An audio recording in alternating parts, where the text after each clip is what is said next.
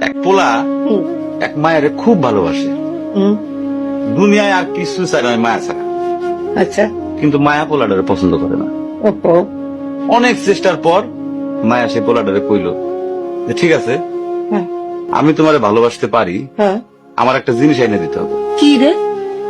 পোলাটা তখন কইল যে তোমারে পাওয়ার লিগা আমি দুনিয়ার যে কোনো জায়গা থেকে যে কোনো জিনিস এনে দিতে পারি। হ্যাঁ হ্যাঁ। মায়েরা তখন কইল তুমি তোমার মায়ের কইলজাটা আমার এনে দাও। কি ক- কি ক- কি কি- কি- মনে হয় না? কি গল্প শোনালি দিদু? পোলা তখন দৌড়াইতে দৌড়াইতে তার মায়ের কাছে গেল, হ্যাঁ মারে যায় কইল হ্যাঁ মা আমি একটা মায়ের ভালোবাসছি, আমি তার ছাড়া বাঁচুনি, হ্যাঁ। কিন্তু ওই মায়া আমার একটা জিনিস নিয়ে যাইতে কইছে, সেটা হলো তোমার কলিজা।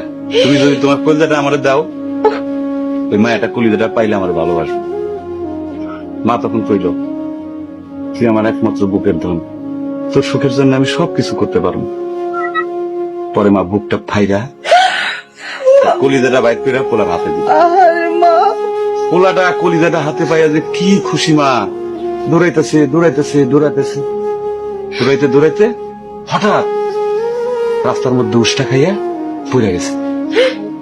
হাতের কলিজাটা হাতের থেকে ছুইটা রাস্তার মধ্যে পড়ছে। তখন মায়ের কলিজাটা কইতাছে ব্যথা পাইছো বাজান?